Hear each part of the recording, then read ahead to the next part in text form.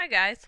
Since I'm not going to be able to be there with you today, I thought I would go through the final review with you on this video, and I'll put it up on Edmodo as well. You do not have to listen to the whole video. You can skip ahead, you can jump around, because some of these things are a lot easier than the others. So I'm going to put little chapter markers on the YouTube video so that you can skip around and find the page that you need for your review. Okay, so let's talk a little bit about measurement. It's been a long time since we've done this. So common units for length in chemistry, usually we use a centimeter, or things that are based off of a meter. I don't think there's a question like that on the final, but it's something you should know. Mass, we always deal with grams.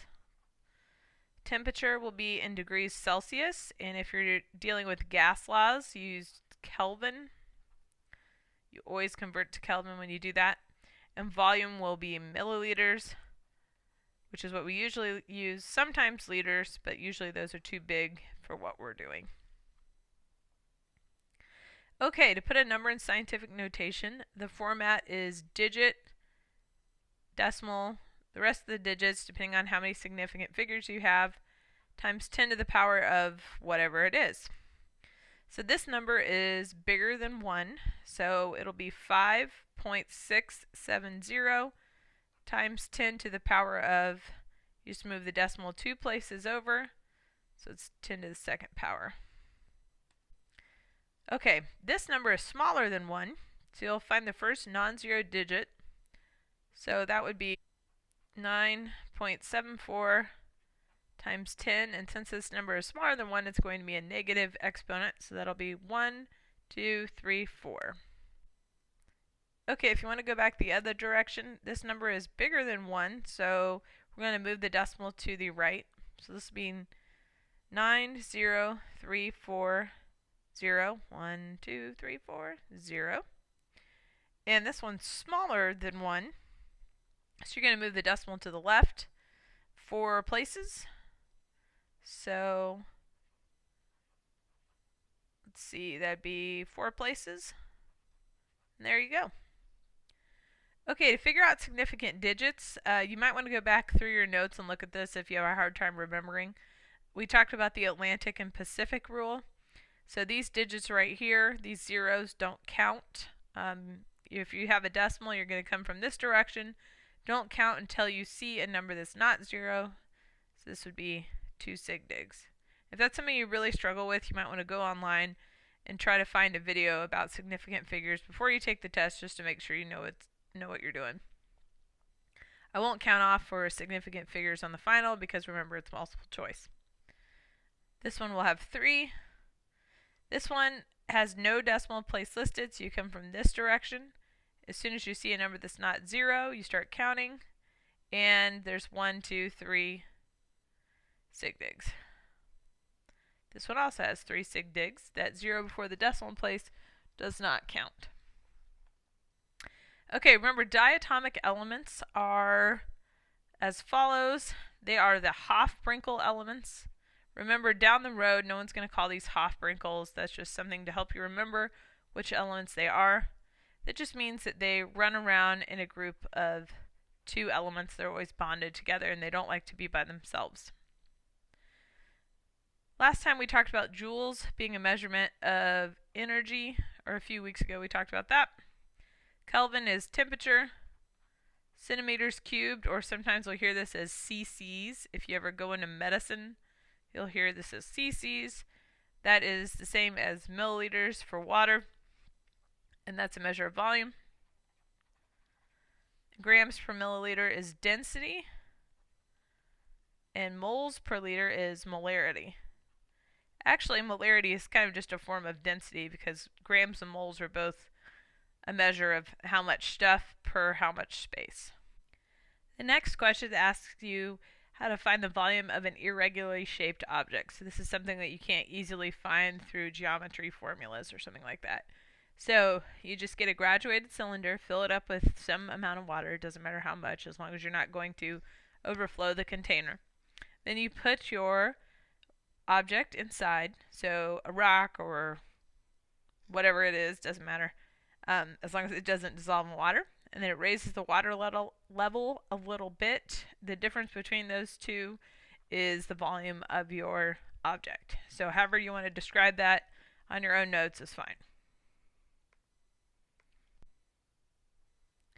For number 8, you're going to convert liters to milliliters. Milliliters are much smaller than liters. You're going to move the decimal 3 places to the right. So this will be 8,940 milliliters. And then to go back the other direction, move your decimal 3 places to the left. So this would be 8.002 liters. The law of conservation of matter states that matter cannot be created or destroyed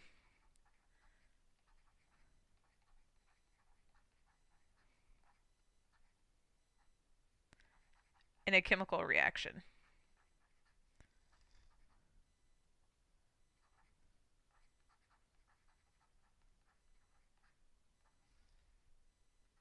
You can destroy matter with nuclear reactions, but we haven't talked about that this year. Okay, let's name some compounds. Those are both ionic and covalent, and remember you name those differently. So anytime you have a metal, you're going to look up the name of the metal. Hopefully at this point you know that Cu is copper. And if you look at your chart, copper has more than one possible charge, so you have to look at who he's with, which is sulfate. Sulfate has a -2 charge, so that means it would have to be copper 2 in order to cancel this out. Alright, let's try another one. Just focus on the first element. That's going to be its first name. So this is potassium chlorate. For those of you that are taking AP Chemistry, you need to start memorizing all of those polyatomic ions so you can learn them throughout the summer. You should already know a lot of them, but... Okay. This guy right here is no metals, so we don't want to worry about charges or anything like that. So the first one is carbon.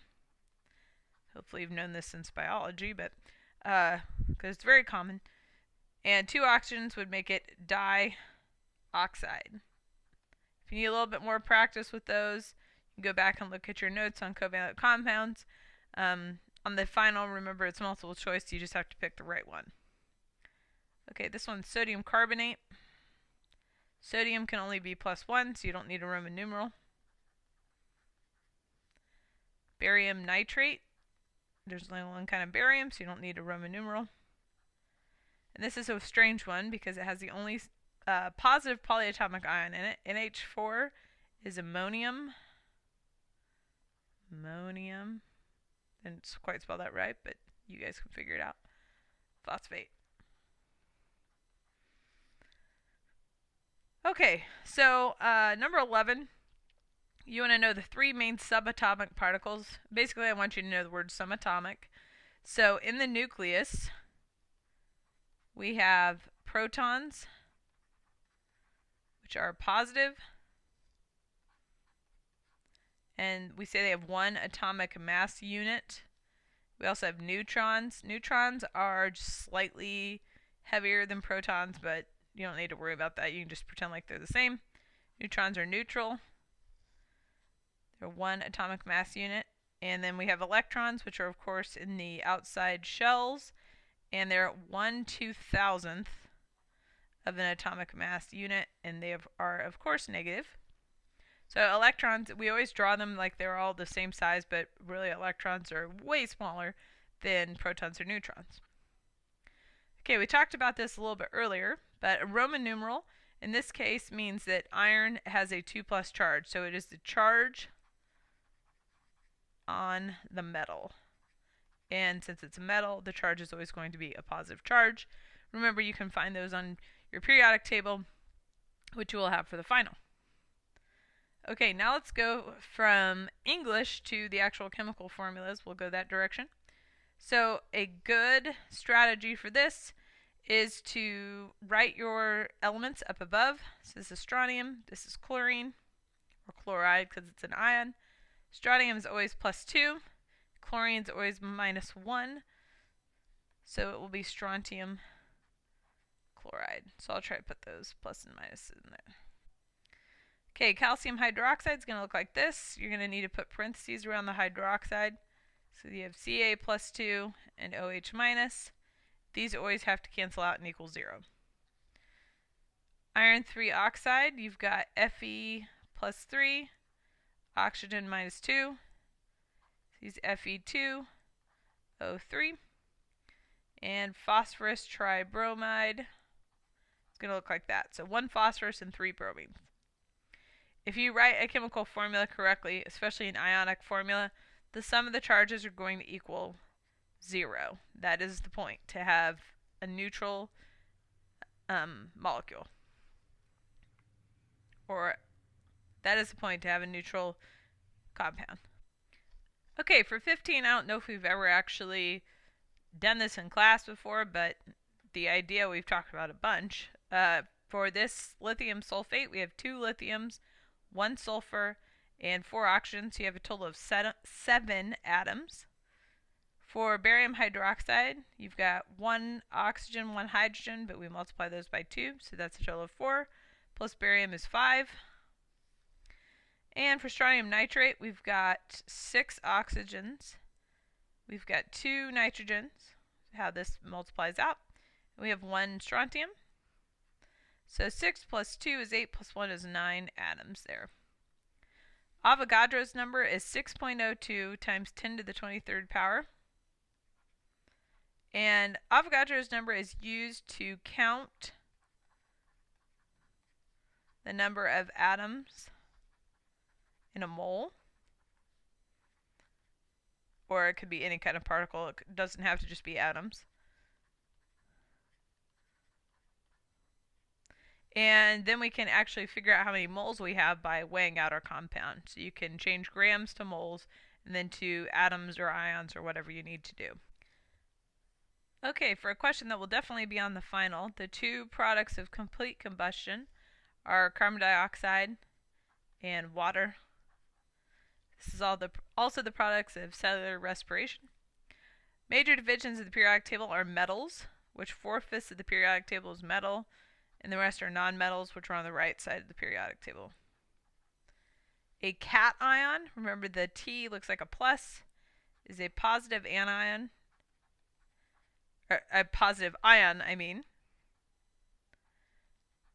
So it's lost electrons, so you can put that down too.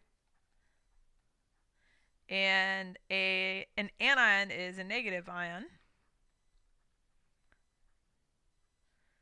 So it's gained electrons because electrons are negative.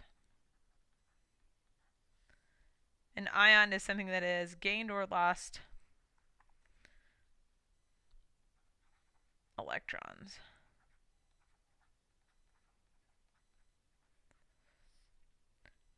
Okay, for 21, this is just a definition thing. You could just look this up. But a solute is the substance that is dissolved.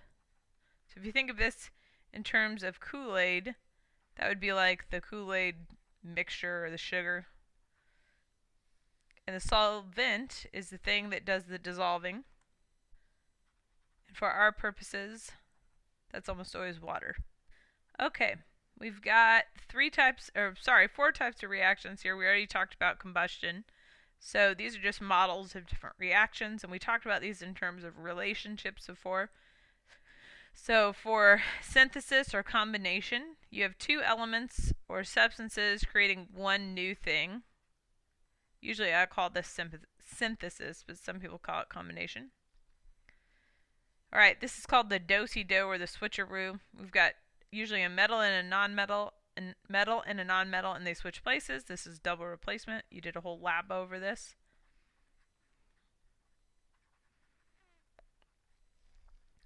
Alright, this is the opposite of combination or the marriage. This is a breakup or divorce. This is called decomposition. And it doesn't have to be broken up into elements. Usually it isn't actually, but it has to be one thing broken up into pieces. And this is single replacement, or what we sometimes call the cheater.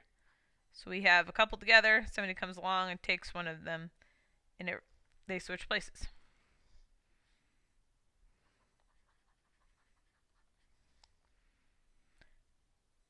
Okay, time to balance some chemical equations. We've got 3 different ones here. And there's lots of ways to approach this. Usually I just go through and count. So this is a big nasty compound called ammonium dichromate. We'll just start with the nitrogen. So there's 2 nitrogens there. There's 2 there, so we're not going to worry about that. We've got 8 total hydrogens here. So out in front of this, we're going to put a 4. Then we have 2 chromiums. There's 2 chromiums there. We have 7 oxygens. We have 3 here and 4 here now. And so that was actually a lot easier than it looks. So he's done. Alright, we have phosphorus pentachloride plus water makes phosphoric acid and hydrochloric acid. This is a strange reaction. So phosphorus is good. Chlorine, we have 5 here. We have only 1 here, so we'll multiply that by 5. Hydrogens, we have 2 here.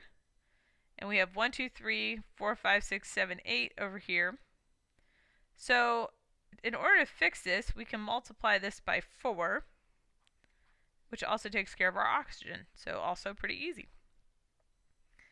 Alright, for the last one, this is a single replacement reaction. We've got aluminum and sulfuric acid, and they are switching places. So we're going to multiply your aluminum. We're going to multiply your aluminum by 2. Hydrogen, there's 2 here, 2 here, so we're good so far.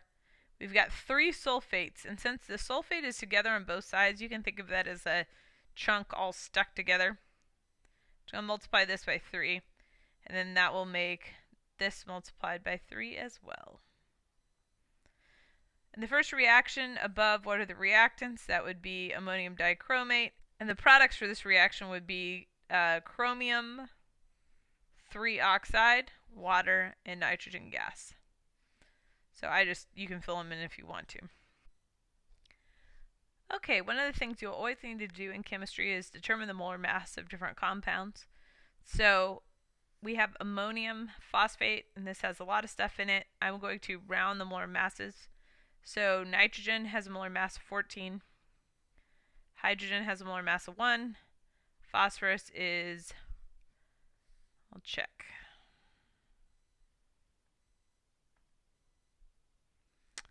31, and oxygen 16. So we're going to take nitrogen times 3, hydrogen times 12, because there's 12 hydrogens, 1 phosphorus, and 3 oxygens. I'm sorry, 4 oxygens. I got 121 grams per mole. If you got something differently, compare with your classmates, but I think that's probably okay. Alright, magnesium is, let's check it out, 24.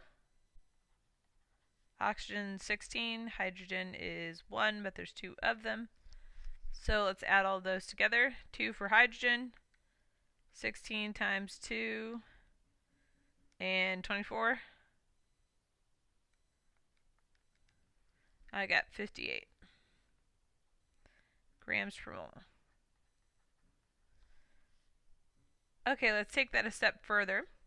So now we want to figure out how many moles are in 17.8 grams of ammonium hydroxide. So always start with what you're given and set up a grid.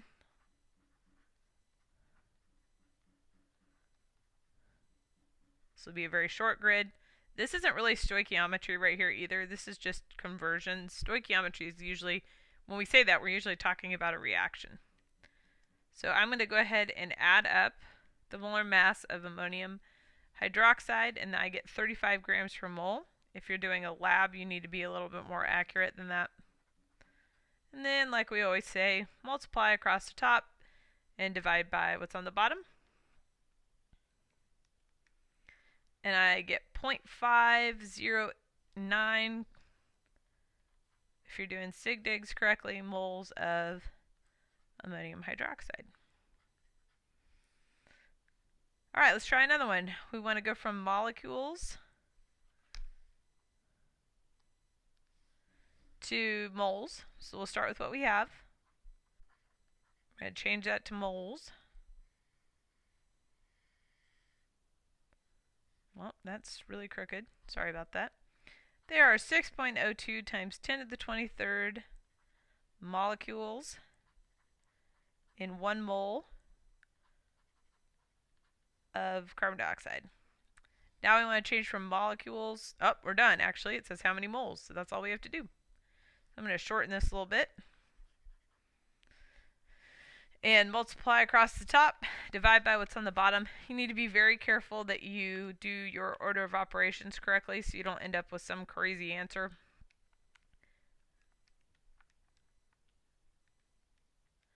So I got 0.5 moles of CO2. Why the answers are both 0.5, I don't know. Okay, we want to determine the mass of 5 moles of sodium carbonate, so we're going to start with 5 moles. You need to write your formula correctly, because if you don't, you'll never be able to figure out your mass.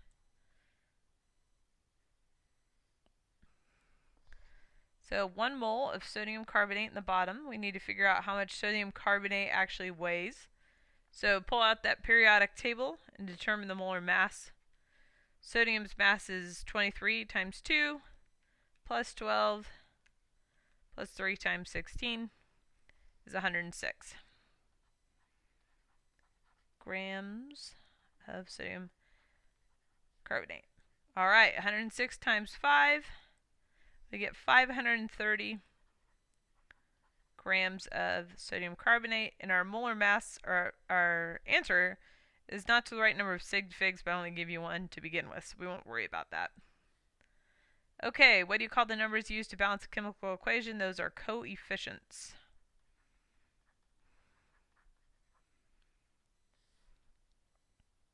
Alright, number 31 is a little tricky. These are hard to remember how to do, but the rule always is never start a problem with molarity. So you're going to start with milliliters, but we're going to go ahead and convert those to liters. So you're going to move that decimal place 3 places to the left and put our liters of sodium sulfate solution. Again, you got to make sure you write that formula correctly or you're going to get this wrong. Alrighty. In this case, we're going to use molarity as a conversion factor. So what this tells us is for every liter of solution we have 0.67 moles of the same solution. Now we're going to get from moles to molecules.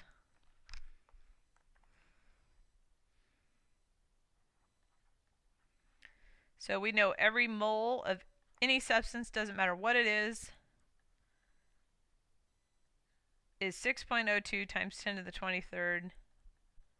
Alright, what we always say, multiply across the top. I guess you can divide by the bottom, but there's only ones down there.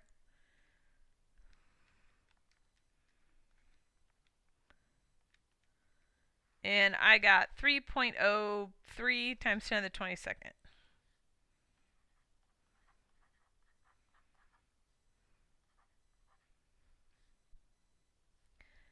Okay, in this case, we want to figure out how many grams of sodium nitrate are needed to make 750 milliliters of a 0.6 molar solution. So again, never start with molarity. We're going to start with our milliliters. We're going to change it to liters. Set up a short little grid. We know for every 1 liter of solution, we have 0.6 moles of strontium nitrate. It's important that you get the formula correct because we are dealing with grams. So you're going to have to look up its molar mass. Then 1 mole of strontium nitrate goes on the bottom. And head to your periodic table to figure out the molar mass of strontium nitrate. I'm going to do that now. Okay, so I got 146 grams per mole of strontium nitrate. So multiply the top, divide by the bottom. So if you were to actually make this solution, you would need 65.7 grams of strontium nitrate. Okay, if you flip over to page 33, it asks kind of a funny question about the strontium nitrate solution. It says, if you spilled 30 milliliters of it, how would it change the concentration of the remaining solution? And the answer is it wouldn't change it at all. It would still be 0.6 molar solution.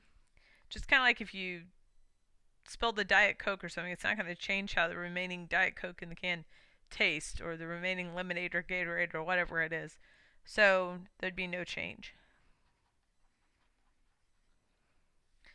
Okay, we want to know what the percent composition of carbon dioxide is. So before you do this, you got to figure out what carbon dioxide's formula is.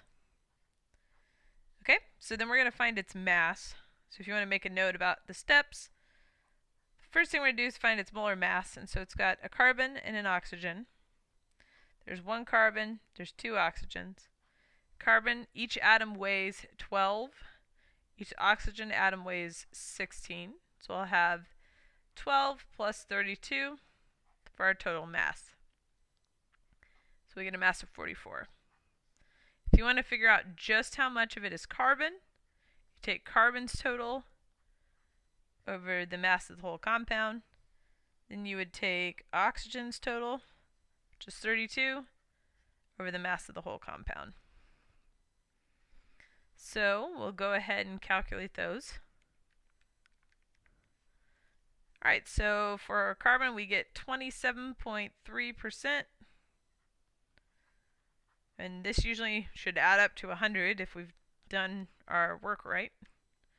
The other one would be 72.7% oxygen. So that's percent by mass. Oxygen weighs a little bit more than the carbon does, and there's also two of them. Okay, we want to know how many silver ions there are in 0.075 grams of silver carbonate. So, first we have to write our formula correctly. So carbonate has a -2 charge, silver's +1. So when in doubt, change grams to moles. That is always the plan. So you need to go to your periodic table and figure out the molar mass of silver carbonate. So silver is about 108. And there's two of them. Plus carbon's 12. Plus 3 times 16 is 276, which seems like a really big number, but silver is really heavy. So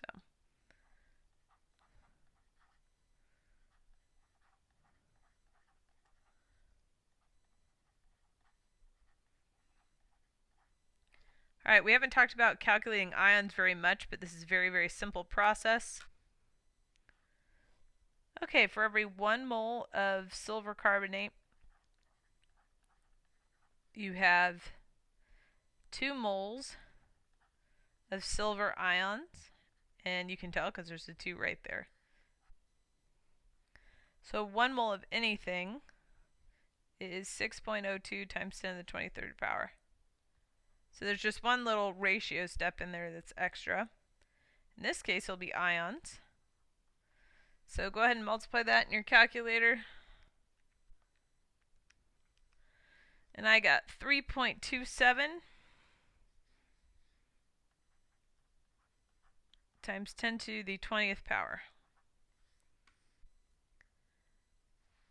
37 is my #1 most asked about question. I think it's just because we forget what the words empirical formula and molecular mass mean. So here's the easiest way to do this.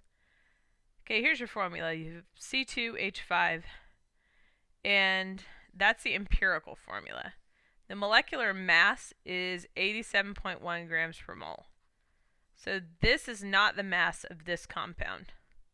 So let's find out what the mass of this compound is. So we have 12 times 2 for carbon, which is 24, plus another 5 is 29 grams per mole. So all you're doing here is a ratio. So take 87.1 and divide by 29. And you're going to get a whole number, so that's going to come out to 3. So what you do to find your answer, or your molecular formula, is multiply your empirical formula by 3. So now instead of C2, we've got C6, H, 3 times 5 is 15. So molecular, think molecular means multiplied. This is your molecular formula.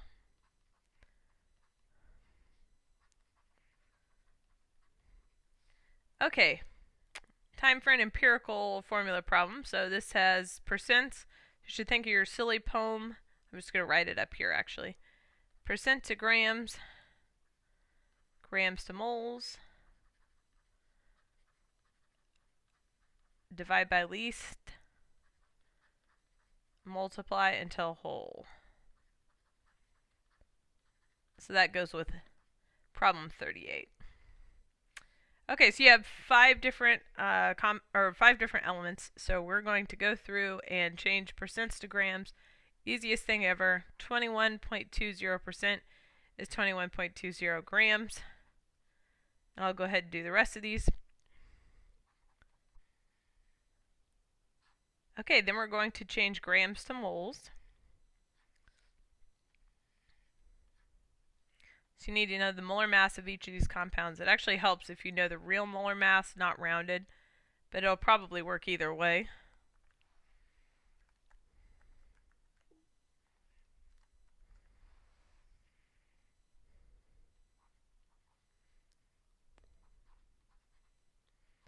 "28 grams of nitrogen in 1 mole. There's 1.0079 grams of hydrogen in 1 mole. Oops, this is supposed to be 14.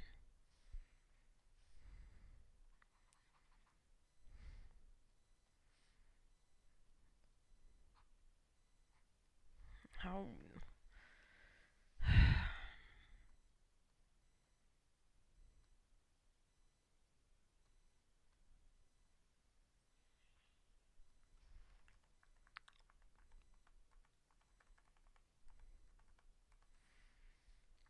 Okay, so that's 14.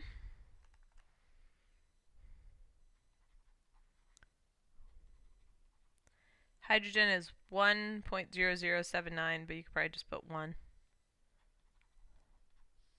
Sulfur is 32. Oxygen 16. Solve each of these little problems. I'd go to at least 3 places after the decimal. Okay, so we've done percent to grams, grams to moles. Now we need to divide by least. So out of all of these, nitrogen is the least. So we're going to take everything divided by 1.154. Or sorry, 1.514. So that's going to be a 1. This will be a 2. So this isn't as clean as we would like. It's probably because I didn't round, or I did round my molar masses. We're just going to call that a 1 and ignore that other one.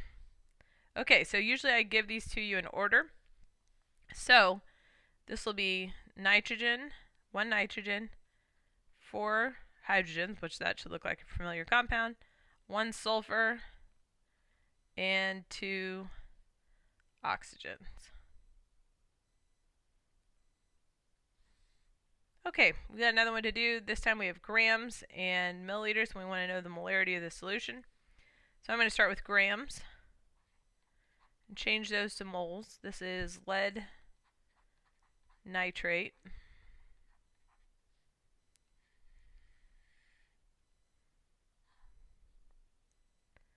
So we need to figure out the molar mass of lead nitrate.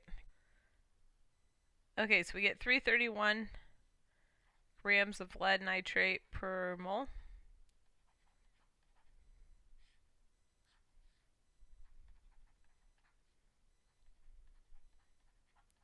We want to know the molarity, so we already have moles. We're going to put liters on the bottom right here. And multiply across the top and divide by the bottom.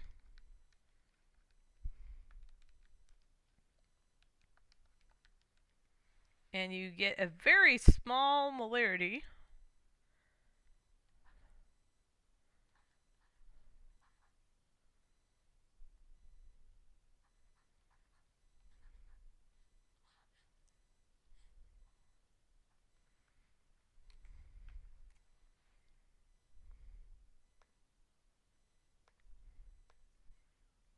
For this reaction, we're going to do all parts based off of the reaction between silver and nitric acid, which you've seen in class before. So you have 5 grams of silver, so we're going to start there. I didn't even read the rest of the problem yet, I just know that's the only thing we have, so we have to start there. We're going to find how many grams of nitric acid it would need to react with this. So the molar mass of silver is 108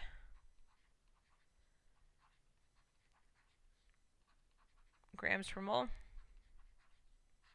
Look at our mole ratio. We've got 1 mole of silver, and we have 2 moles of nitric acid. Right there. We want to get to grams of nitric acid. So we need to find the molar mass of nitric acid.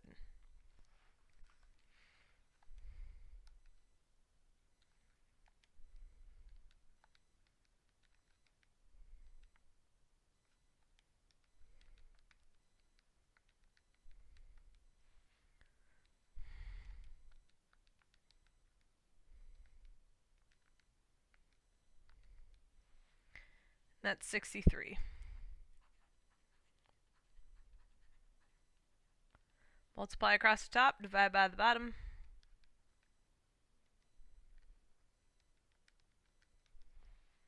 And your answer to 3 significant figures will be 5.83.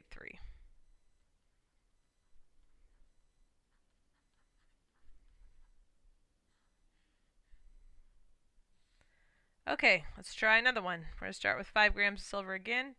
We want to figure out how many moles of water we would be making. So we've got 108 grams of silver, 1 mole of silver, then again 1 mole from the reaction. And we have 1 mole of water in our balanced chemical equation. Multiply the top, divide by the bottom.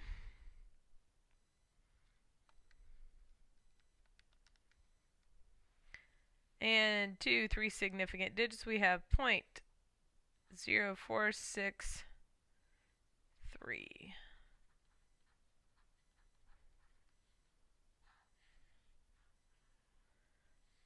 Okay, how many grams of nitrogen dioxide would be produced if 5 grams of silver reacted? So we're going to start with 5 again.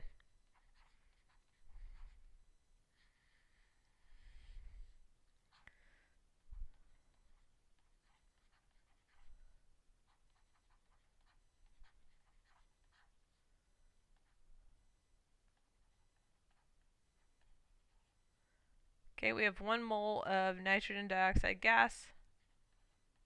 We want to get to grams of nitrogen dioxide. So to find its molar mass, and that's 46. Multiply the top, divide by the bottom.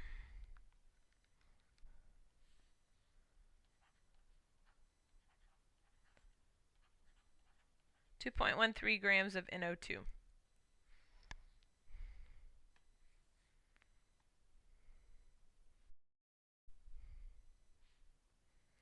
Okay, a catalyst speeds up a reaction.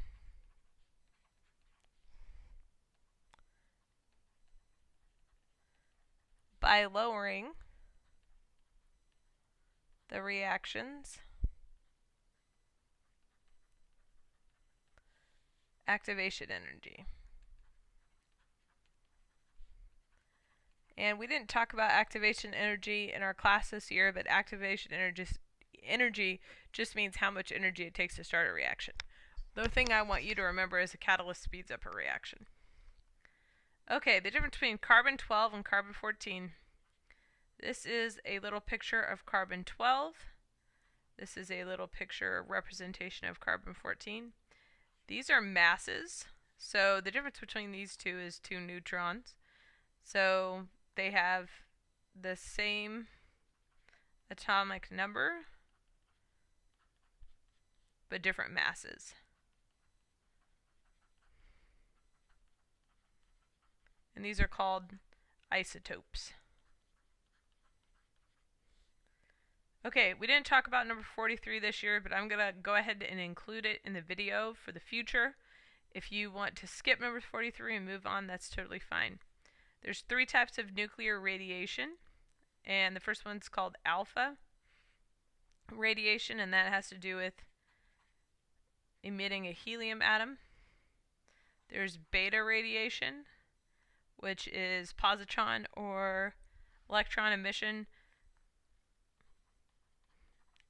Alpha is the least dangerous, beta is the next most dangerous, and gamma is just energy, and it is by far the most dangerous.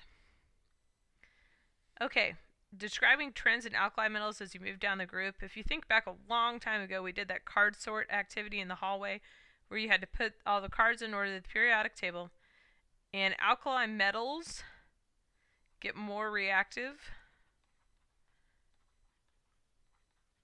usually with water, although it's more reactive with everything really, as you move down the table. So francium would be the most reactive, if we could get a hold of it.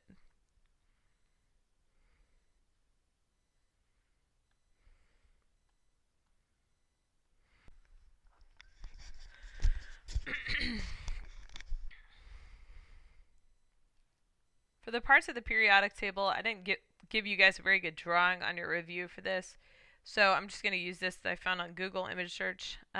Your first column's alkali metals, second column's alkaline earth metals, and I just found this online. There's tons and tons of these. Over here, these are kind of strange. So we call them other metals or sometimes P-block metals. Your metalloids are right here along the stairs. These are nonmetals, halogens, noble gases, lanthanides, and actinides. We also call this column right here the chalcogens column. So if you want to make a little note of that, these are called chalcogens, the oxygen column. So go ahead and fill those in on your sheet.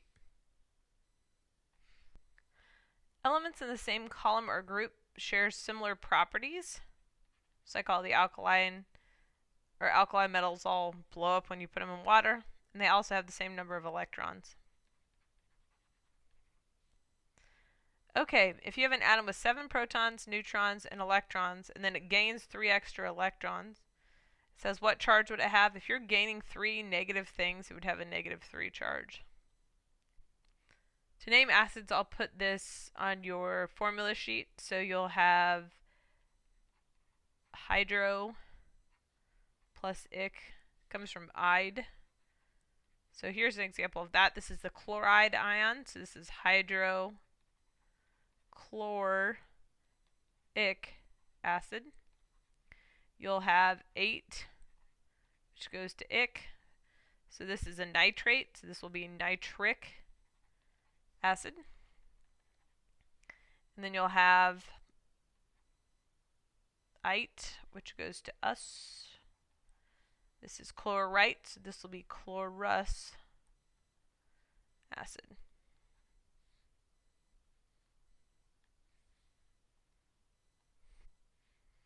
Okay, to find a pH of a solution, we're going to take the negative log of the hydrogen ion concentration, and you don't have to memorize this formula, it's on your formula sheet for you. So you're going to plug this number into your negative log to find the pH.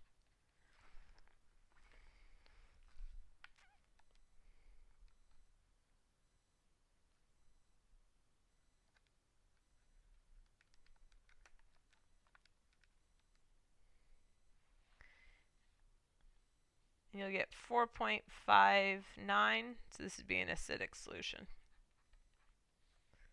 Okay, there's many properties of acids and bases, but you can just list a few. Acids are sour, and they feel like water if you touch them, although after a while they're not going to feel like water anymore.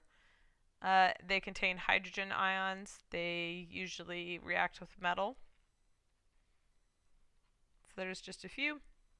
They turn pH paper red.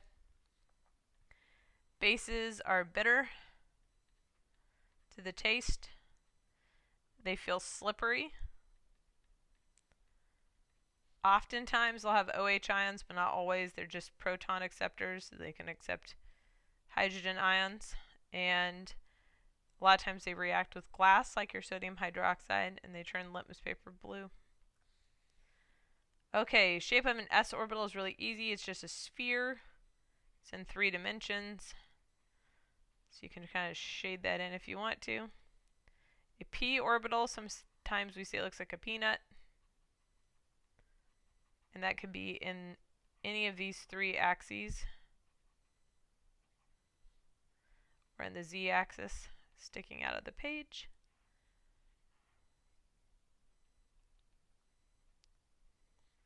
It's the P for peanut, although that's not really the reason it's called that.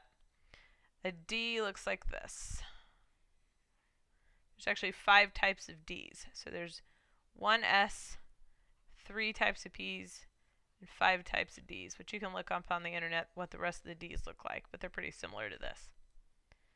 Okay, in the first period or row of the periodic table, we just have hydrogen and helium. So there are 2 electrons or 2 atoms in the first row. And in the second row of the periodic table, let's take a look. There's 1, 2, 3, 4, 5, 6, 7, 8. So just like in elementary school, you learned that the first ring had 2 and the second row or ring had 8 electrons.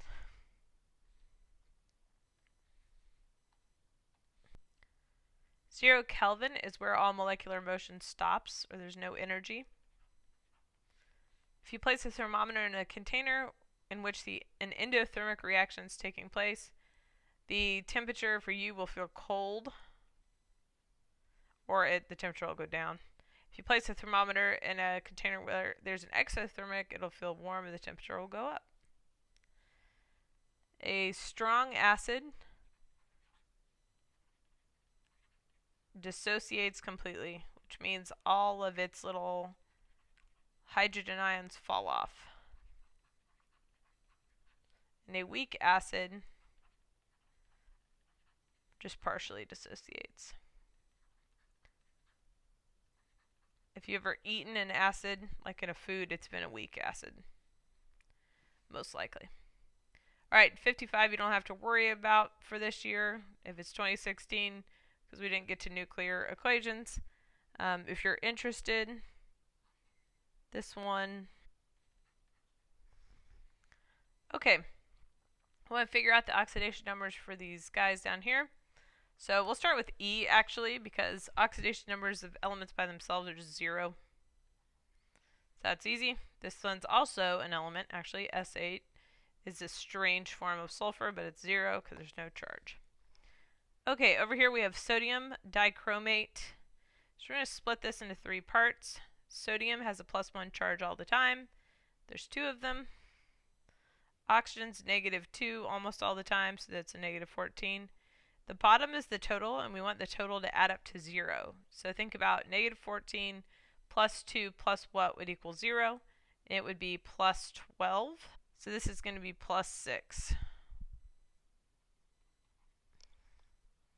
Alright, I'm going to write the next one over here. This is potassium permanganate. Potassium's +1. Oxygen's -2, almost always. That's his favorite charge to be. So that would make manganese +7. And if you look on your periodic table, that is a possible charge of manganese. Alright, this is an ion, and we want this ion to add up to -1. So this would be -2, because that's oxygen's favorite charge. He's better at getting electrons than chlorine is. So this will be -8. So that would make chlorine +7. This is a very nasty compound because chlorine does not want to be +7 at all. Okay, D is nitrogen triiodide. Think about who likes to get electrons more. That would definitely be the iodine. So this is going to be -1 because that's his favorite charge to be. So that would make nitrogen +3. Nitrogen doesn't want to be +3. He wants to be -3. So this compound is explosive. Alright, phosphate ion, -2. We want this to add up to -3. This is a total of -8. So in order for this to work out, phosphorus has to be +5. Okay, H is very strange. You're going to want to take the cyanide out of this in order to figure it out. But for right now, we can do the iron. We know the iron has to be +3 because all of cyanide is -1. -1 times 6 is -6, +3 is -3. So take the cyanide out. Nitrogen likes electrons more than carbon does, so nitrogen will be its favorite charge, -3, and carbon will be +. It's been a really long time since we talked about light, so there's two equations that have to do with light, and I will give both of these to you for the final. This is the equation that relates frequency and wavelength. So this is the speed of light, which is 3 times 10 to the 8th meters per second. That's a constant. Wavelength is in meters, and F stands for frequency. Sometimes you'll see that represented by a V, and that's in the unit of hertz. The other equation is E equals H times F, where E is energy in joules. H is called Planck's constant, which is 6.63 times 10 to the minus 34. And this is frequency. Okay, so now that we know all that, let's look at our problem. So we have a Blu-ray player, and this is the laser's wavelength. That's actually the real wavelength of a Blu-ray player. So we're going to figure out first its frequency, and then we're going to figure out its energy. So we're going to plug it into our equation here. Okay, so the speed of light is 3 times 10 to the 8th meters per second. It's going to equal the wavelength. We actually need to change this to meters. So 405 nanometers is 4.05 times 10 to the 7th meters, negative 7th meters. So you're going to solve for frequency. And your frequency is 7.407 times 10 to the 14th hertz. We're just going to plug that into our next equation to find energy. So Planck's constant, which is a really small number. The unit is joule seconds. And hertz is 1 over seconds, so that another way you could write that is 1 over seconds. Multiply those two together to get your energy. And the energy is a very small number. I'm running out of room, so I'm just going to put it right here. 4.91 times 10 to the negative 19th joules. It's very, very small. You would never notice if you were being hit by this wavelength because it's so small. So that is the energy. Towards the beginning of the... Stop it!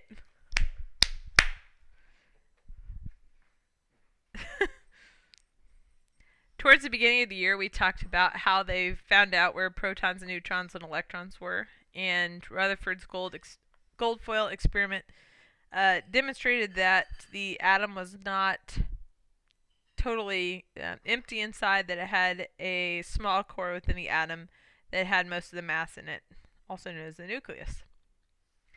Okay, this is pretty fresh in our minds. We just did this. We're going to draw Lewis structures for these 3 compounds. So the first thing you need to do is count up your valence electrons. So carbon's got 4, and chlorine has 7 valence electrons, but chlorine has 4 of them. So we've got 4 plus 7 times 4 is 32 electrons. The first atom listed is going to go in the middle, and you'll just hang everything off of that.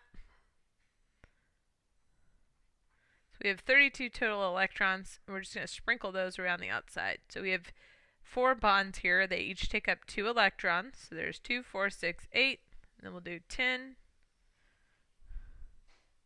12, 14, 16, 18, 20, 22, 24, 26, 28, 30, 32. Okay, arsenic, I have to look up. I can't remember how many valence electrons he has. He's got 5. Plus chlorine has 7 times 5. So that will be a total of 40 electrons. So arsenic will go in the middle. Since arsenic is so big, he can have expanded valence, which means he can have 5 things hanging off of the central atom. So put a chlorine around all the sides. So there's 2, 4, 6, 8, 10, 12, 14, 16, 18, 20, 22, 24, 26, 28, 30, 32, 34, 36, 38, 40. Okay, the last one is sulfur and oxygen. Sulfur and oxygen both have 6 valence electrons. So we have a total of 18.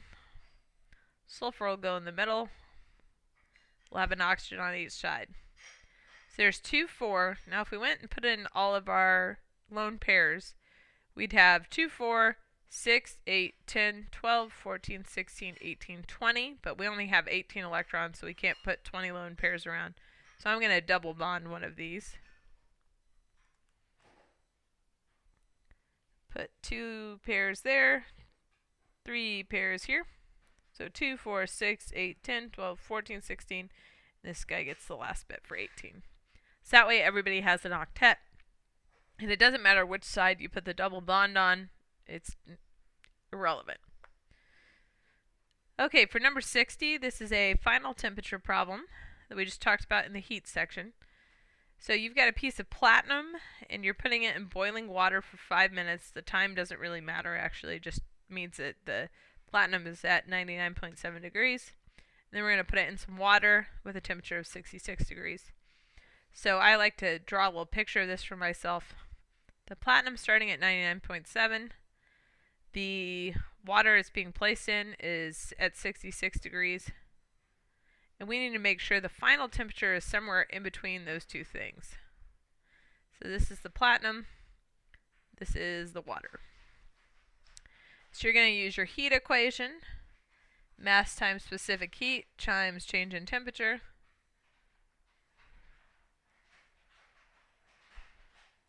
We'll do the platinum on this side. So our mass is 2.71 kilograms, but we need to do 2,710 grams.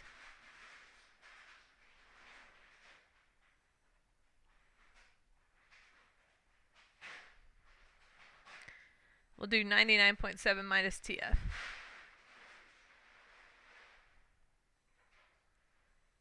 And on the other side, we'll do 955 grams of water,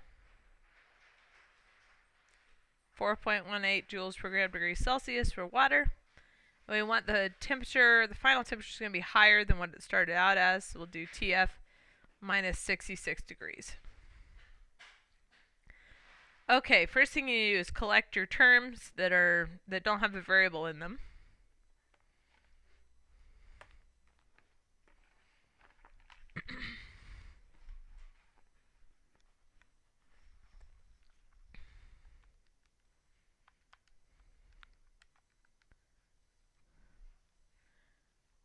So over here I got 349.59.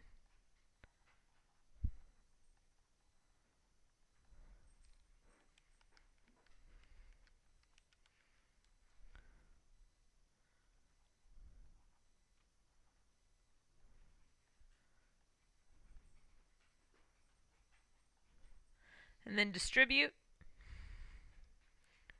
And I'm probably going to run out of room, but I'll do the best I can here. Okay, so now let's collect both of our terms on the same side.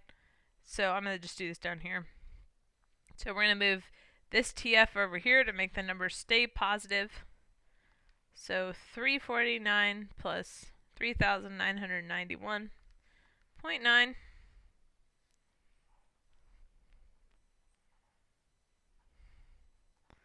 I'm going to move this number over this side to keep everything positive.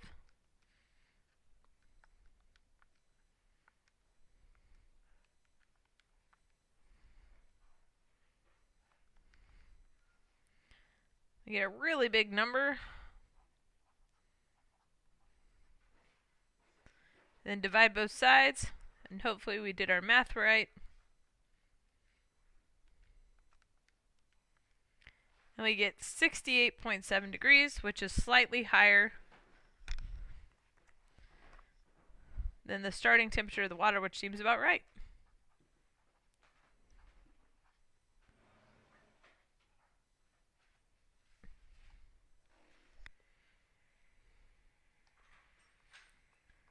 The most electronegative element is fluorine,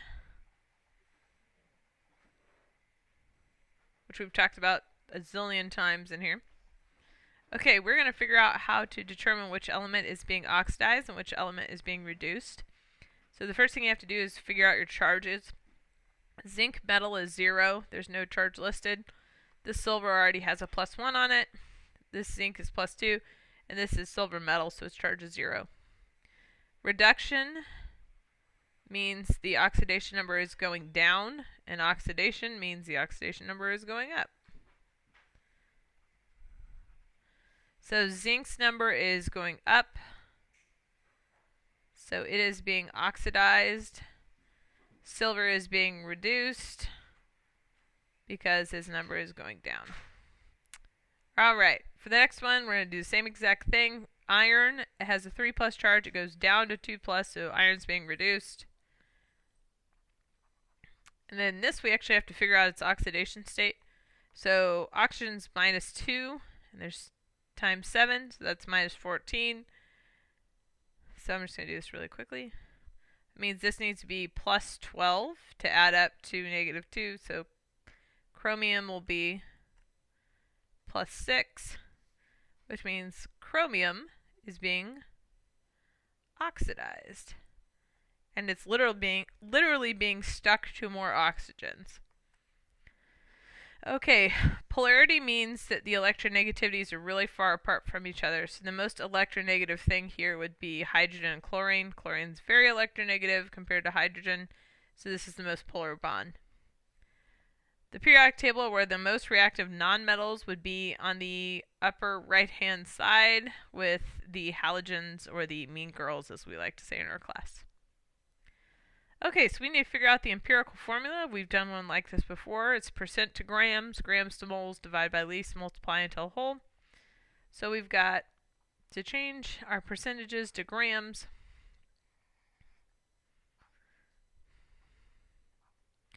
So nitrogen is 14.011. Oxygen is 15.999. So I get 2.17.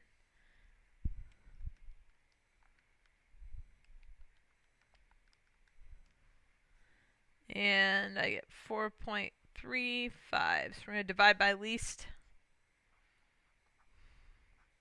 So that's 1.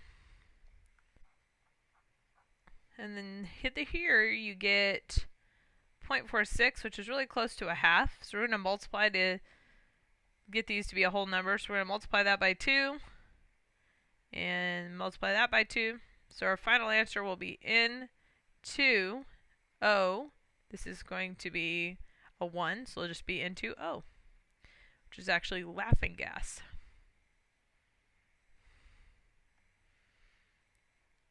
Okay, things with really high melting points tend to be ionic. If a certain reaction, iron is reduced, its number of electrons, so if it's being reduced, its oxidation number goes down. Its number of electrons actually increases because it's becoming more and more negative. Okay, we're going to do a titration problem.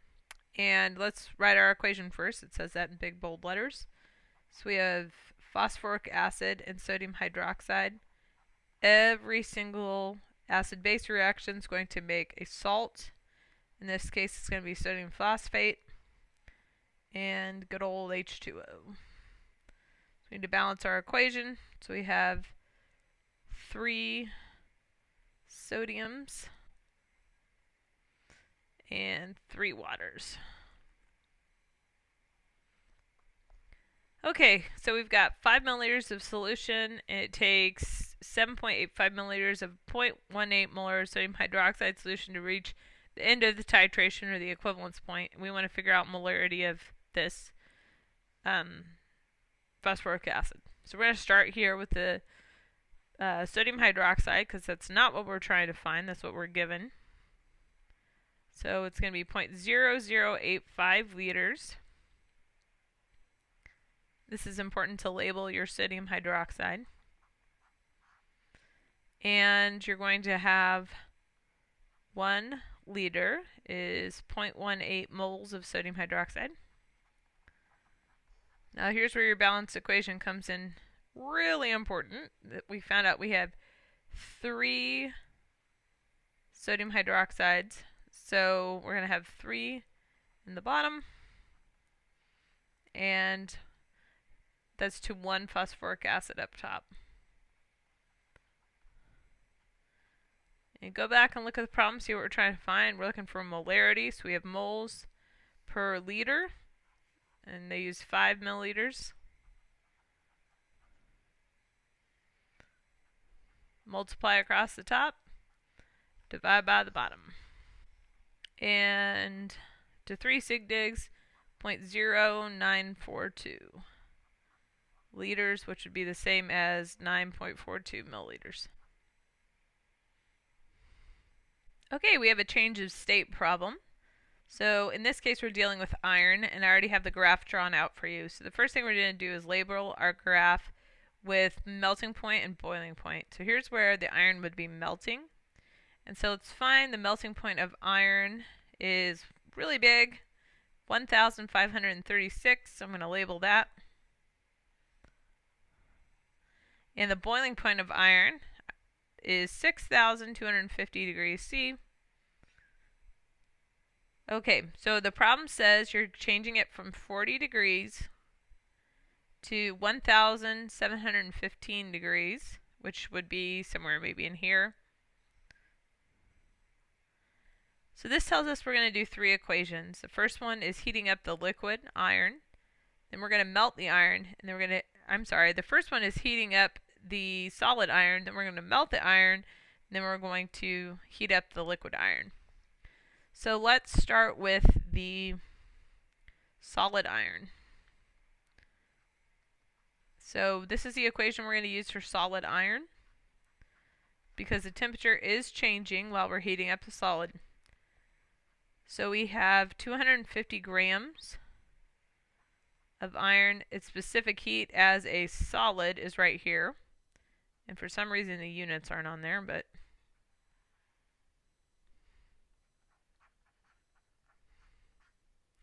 and the change in temperature is between 1,536 and 40.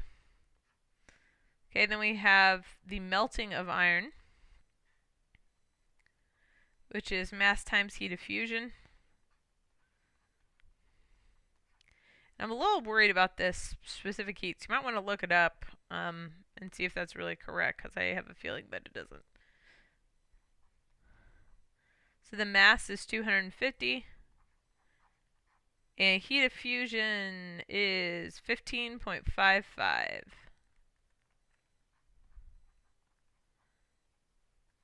joules per gram. So we've done this. We've done this. Now we just need to do the liquid part. So liquid iron. Again, the temperature is going to change. We're going to switch back to our other equation. So we have 250 times specific heat of liquid water, which is, or liquid iron, which is 0.0471 joules per gram degrees Celsius. And then the temperature change there is 1715 minus 1536. Okay, so stop and take a minute to calculate all of these, and then you're going to add all of them together. Okay, add them up.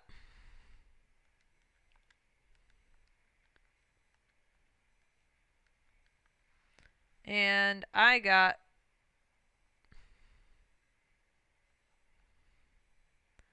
about 46,000 joules as the answer. Okay, and for 70, a chemical indicator is just something that tells you the pH of a solution, or whether it's acidic or basic. Okay, this time we only have one substance to worry about. That's aluminum, and we're just going to heat up the aluminum, and that's it. So here's our equation. You've seen this a lot of times before at this point. And we'll figure out where everything goes. We are looking for heat, so we don't have that. 411 grams for the mass. Specific heat is 0.9 joules per gram degree Celsius. And it's going from 25 degrees Celsius to 200. So we'll do 200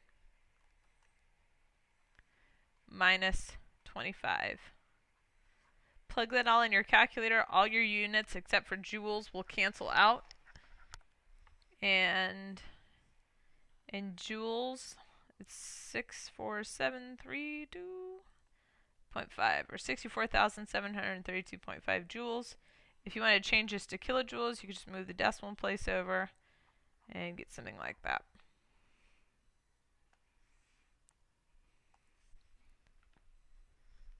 Electron configuration helps us figure out where the electrons live in the atom. So the first one we're going to do is chromium. So you need to look at your periodic table and figure out where chromium is. So he's right here, number 24. And I know you can't see the whole periodic table in this picture. Let's try to make it a little smaller. Our first row of the periodic table is 1.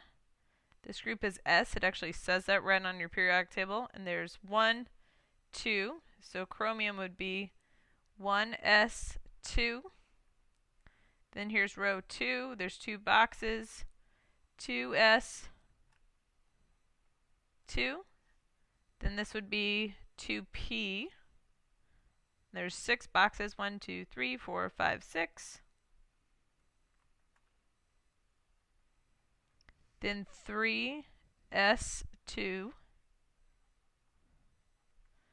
Then 3p6. And this is 4s2.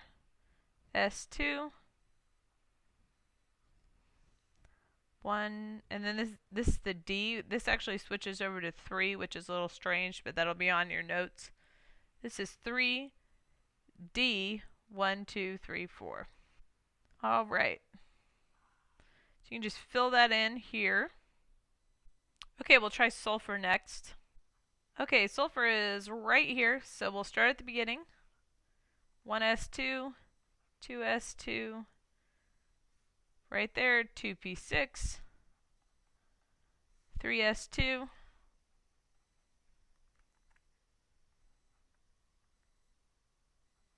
and he's in 3p4.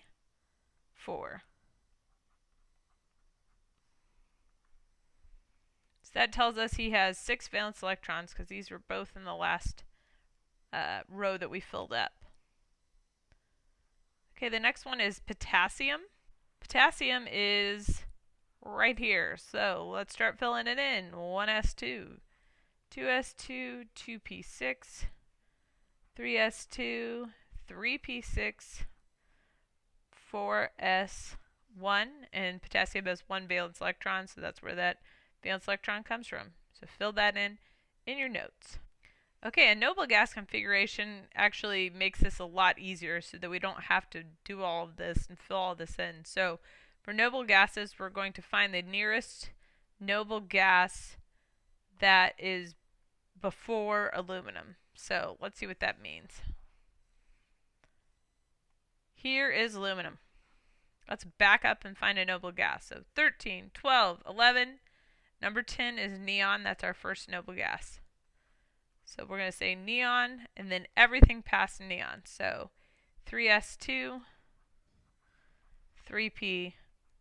And see how easy it makes it? We don't have to write nearly as much stuff.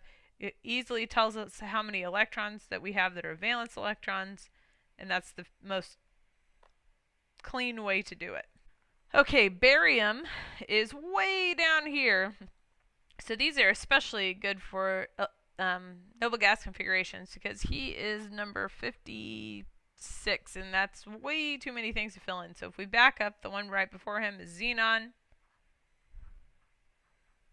and barium will be 6s2, and he has 2 valence electrons, and if you lose these 2, barium's got a 2+ charge. Okay, next is iodine, which is down here at number 53. Now, it might seem easier to just say, oh, xenon -1, but that doesn't work. We actually have to go all the way back to krypton. So it'll be krypton 5s2, then 4d10, and then it switches back to 5, 1, 2, 3, 4, 5, 5p5. Here are your valence electrons for iodine, so he'd be a -1 charge. Okay, sometimes we have to show electrons in boxes like this. So we have 1 box for S's, 3 boxes for P's, and 5 boxes for D orbitals, because that's how many different types there are. So to show the electron configuration, first you need to figure out how many total electrons something has. Okay, so iron has 26 electrons, and you're going to fill these one at a time with an up or a down arrow. So this is how these will fill up. There's one up, one down arrow for this. He's done. One up, one down. Then when you get to the P's, everybody gets their own room, and then they have to start sharing. So it'll be up, up, up, and then down, down, down. You can never have a box that has 2 up arrows in it. That'll never happen. Okay, then you're going to have an up and a down, an up, up, up, down, down, down. All right, so we've done 2, 4, 6, 8, 10, 12, 14, 16, 18, 20. Then we need to fill these individually first. 21, 22, 23, 24, 25, and the last one will pair up here, 26. So iron is actually magnetic because he has a ton of unpaired electrons. Okay, let's look at arsenic next. Arsenic has 33 electrons. So here we go. Up, down, so there's 2, 4, 6, whoops, 8, 2, 4, 6, 8, 10, 12, 14, 16, 18, 20, 2, 4, 6, 8, 10, 12, 14, 16, 18, whoops, I'm off count, 20, and we know he's going to be in 4P, so I'm actually just going to go ahead and fill this all up. That'll help you a lot if you know where you're supposed to land. Okay, so he's 20, 22, 24, 26, 28, 30, 31, 32, 33. So he should be 4p3 on the periodic table. So let's double check and make sure I did this right. 4p3, there he is. Okay, we have one more stoichiometry problem to deal with on our review. So this is silver nitrate and iron chloride to make silver chloride and iron nitrate. So let's write this out.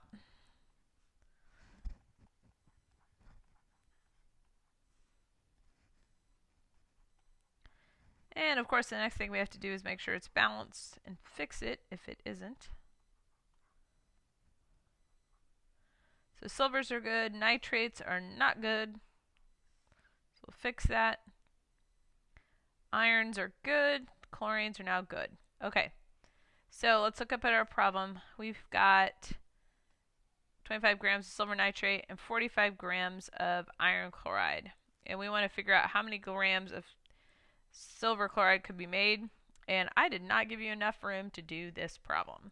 So what I'm going to do is I'll show you how to set it up for silver nitrate, and we'll try to figure out a way to do the silver or iron chloride. So you have to do both because it's limiting reagent. Okay, so we'll start with 2. Okay, so we'll start with 25 grams of silver nitrate. We need to find the molar mass of silver nitrate, which is 180, I think. Okay, silver nitrate is 170 grams per mole. I'd look at the key on this one too, just to make sure that you know exactly how to set all this up. Okay, 3 moles of silver nitrate. You're trying to get to silver chloride. So 3 moles of AgCl. We want to know how many grams of AgCl. So we're going to have to look up and find the molar mass. The molar mass of silver chloride is about 143. So multiply the top, divide by the bottom. And for this one, I got 21 grams. But the story is not over because we still need to figure out how many we would get from 45 grams of iron chloride. So I'm actually going to do that right down here. and then we'll go back and fix it here in a minute. Molar mass of iron chloride is 162.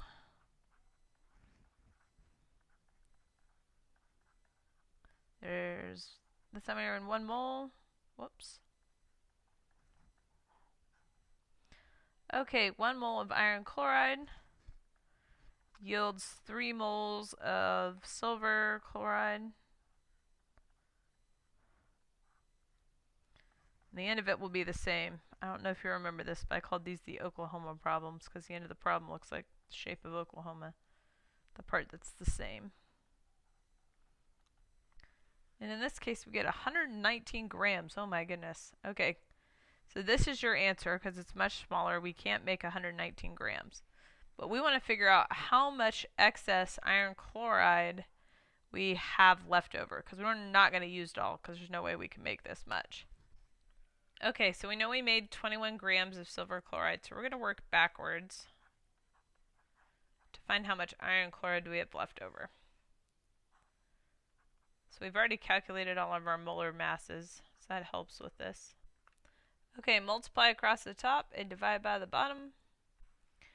Okay, so we used up 7.9 grams of iron chloride.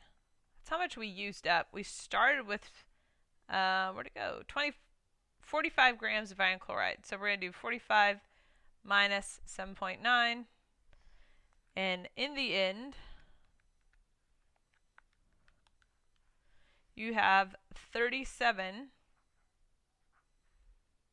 grams left over.